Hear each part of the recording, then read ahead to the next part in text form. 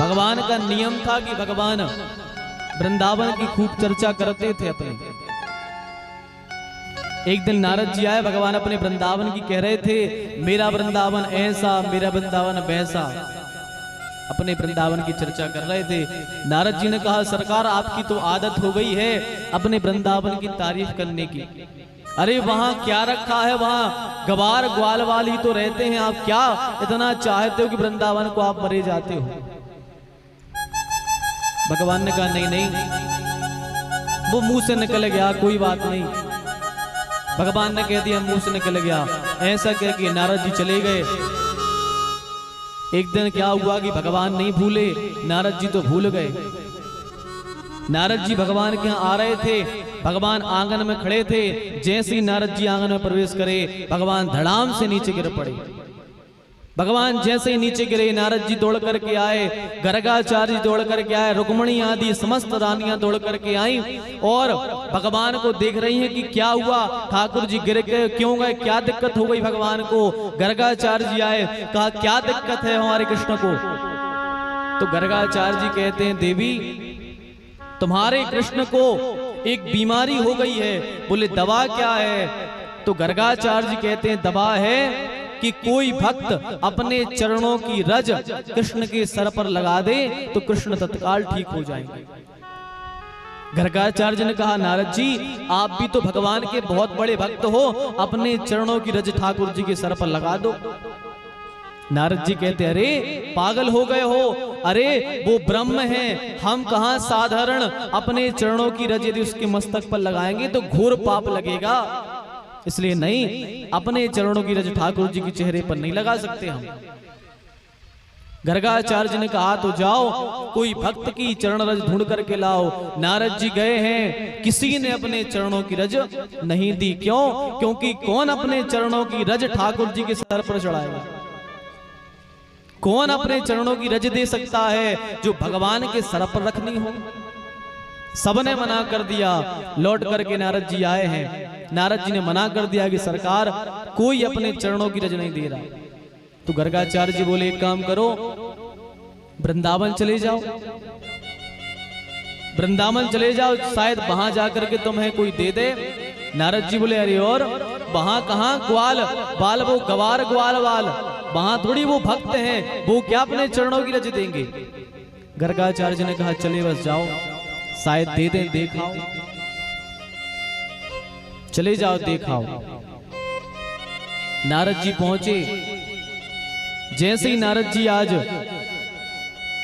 वृंदावन पहुंचे हैं, जैसे ही वृंदावन में कदम रखा है तो क्या देख रहे हैं, एक गोपी चिल्ला रही है, नींद ले लो, नींद ले लो। एक गोपी नींद बेच रही है। नारद जी ने देखा, अरे यहाँ तो सब पागल ही पागल हैं, हम तो पहले कह रहे थे गर्गाचार्य जी से, हमें कहाँ पागलों के बीच में भेज दिया। देखो नींद बेच रही है, नींद भी कोई बेचने की चीज है। इतने में नारद जी आगे बढ़े तो क्या देख रहे हैं, एक गोपी कह रही है, नींद दे दो, नींद दे दो। नारद जी ने देखा कि अरे यहां तो सब एक आध तो ठीक है, पूरे वृंदावन के ही पागल हैं, पूरे वृंदावन के पागल हैं। एक नींद बेच रही है और एक नींद खरीद रही है, सब पागल के पागल हैं। नारद जी दोनों के बीच में खड़े हो गए और नारद जी कह रहे हैं कि अरे ये बताओ कि तुम नींद क्यों बेचना चाहती हो, क्यों बेच रही हो नींद, क्यों बेचना चाहती हो नींद। तो जो नींद बेच रही थी उससे कहा, तो वह कहने लगी, गोपी कहती है, आए मोहना। एक दिन क्या हुआ कि श्याम सुंदर जब वृंदावन को छोड़ करके जा रहे थे, हमारे पास आ गए। आए मोहना फिर गए अंगना, और मैं बैरन गई सोए। जिस दिन ठाकुर जी वृंदावन जा रहे थे उस दिन हमारे पास आए, लेकिन क्या हुआ कि मेरी नींद लग गई। ठाकुर जी मुझसे मिलने आए और मेरी नींद लग गई। आए मोहना फिर गए अंगना और मैं बैरन गई सोए, मेरी नींद लग गई। तो नींद तुझे मैं बेच दूं जो कोई गाहक होए। अरे ऐसी नींद क्या काम की कि ठाकुर जी हमसे मिलने आए और उस नींद के कारण हम भगवान से मिल नहीं पाए। नारद जी ने कहा कि ठीक है, अब तुम बताओ तुम नींद क्यों खरीदना चाहती हो, क्यों खरीदना चाहती हो। तो वह गोपी कहती है, पौड़ी हती पल कापे में। पौड़ना माने लेटना। गोपी कह रही है कि हम पलंग पर लेटे थे। पौड़ी हती पल कापे में, ज्ञान और ध्यान प्रभु चित लाए। हम लेटे थे पर ध्यान में हमारे तो कृष्ण जी ही थे, भगवान श्याम सुंदर ही हमारे मन में थे। तो पौड़ी हती पल कापे में, ज्ञान और ध्यान प्रभु चित लाए। और लाग गई पल में पल के, हमारी नींद लग गई। हम लेटे थे, हमारी नींद लग गई। तो क्या हुआ कि हमारे सपने में ठाकुर जी आ गए। हमारे सपने में ठाकुर जी आ गए और वो क्या दिख रहे हैं कि भगवान हमारे घर के बाहर खड़े हैं, कुंडी खड़खड़ा रहे हैं और कह रहे हैं, गोपी दरवाजा खोल, गोपी दरवाजा खोल। ठाकुर जी हमारे सपने में कह रहे हैं दरवाजा खोल। तो क्या हुआ कि पौड़ी हती पल कापे में, ज्ञान और ध्यान प्रभु चित लाए। और लाग गई पल में पल के, पल लागत ही पल में प्रभु आए।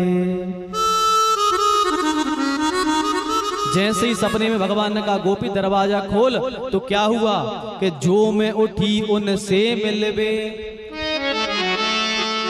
जैसे ही हम हड़बड़ा गए कि भगवान दरवाजे क्या हैं, सो हम हड़बड़ाए, हमारी नींद खुल गई। तो ठाकुर जी तो सपने में थे, हमारी नींद खुल गई। तो क्या हुआ कि जाग उठी मैं उन्हें पास न पाए।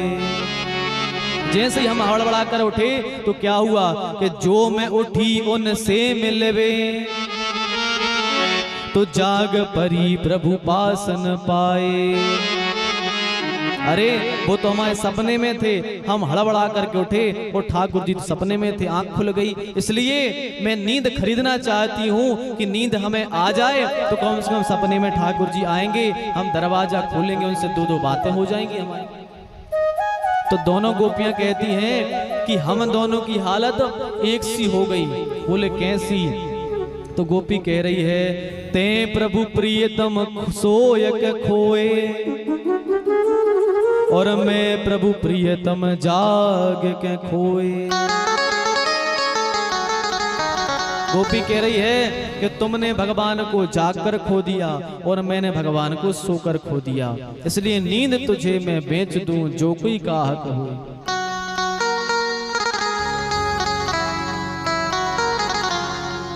और ये बहुत अच्छा भाव है उन साधकों के लिए जो भगवान का ध्यान करते हैं, उनके लिए बहुत अच्छा भाव है। आपने एक शंकर जी की फोटो देखी होगी, जिस फोटो में शंकर जी ध्यान मुद्रा में बैठे रहते हैं, आप सबने देखी होगी। उस फोटो में आप शंकर जी की आंखों को देखना, ना तो आंखें खुली होती हैं और ना ही शंकर जी की आंखें बंद होती हैं, ना खुली होती है ना ही बंद होती है। ये बहुत अच्छा भाव है किसके लिए? साधकों के लिए। मतलब यदि आंख खोल करके आप भजन करोगे तो जग में खो जाओगे, और यदि आंख बंद करके भजन करोगे तो आप सो जाओगे। तो ना भगवान सोने वाले को मिले हैं और ना भगवान खोने वाले को मिले हैं। इसलिए ये साधकों के लिए बहुत अच्छा भाव है कि ना तो जग को देखो और ना आंखें बंद करो, क्योंकि आंख बंद करोगे तो सो जाओगे और आंख खोल के करोगे तो जग में खो जाओगे। तो गोपियां कहती हैं, नारद जी क्या बात है, आप यहाँ क्यों आए हो?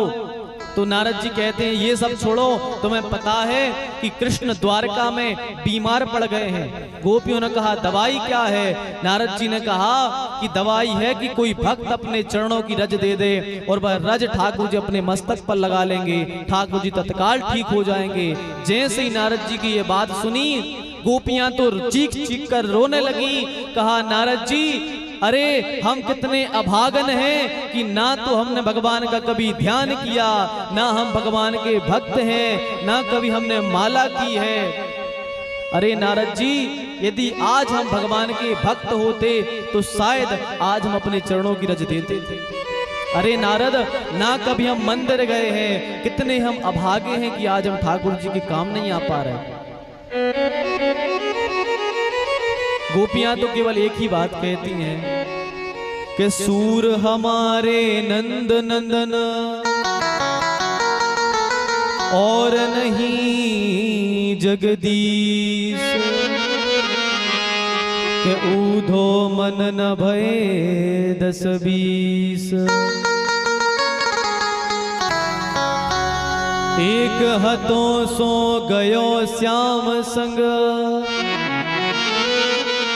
को आराधे ऊधो मन न भये 10-20। गोपियां तो कहती हैं अरे नारद, एक ही मन था, वो हमने श्याम सुंदर को दे दिया। अरे दूसरा तो है नहीं कि जिस मन को हम ध्यान में लगाते, भजन करते, ये करते, वो करते। अरे नारद जी ने कहा कि तुम ये बताओ कि तुम में कोई भक्त है? तो गोपियां बोली नारद, हम में कोई भक्त नहीं है। पर गोपियां बोली कि नारद, हाँ ये बात जरूर है, हम गोपियां तो है नहीं, हम भक्त तो है नहीं, पर हाँ यदि हमारे चरणों से श्याम सुंदर का जो बीमारी है वो दूर हो जाए तो हम बिल्कुल अपने चरणों की रज दे देते हैं, आप ले जाइए। नारद जी ने कहा पागल हो गई, पागल हो गई हो? अरे वो जगत पिता परब्रह्म परमात्मा है और अपन कहां साधारण मनुष्य अपने चरणों की रज उनके मस्तक पर लगाओगी, घोर नरक में जाओगी, पाप लगेगा।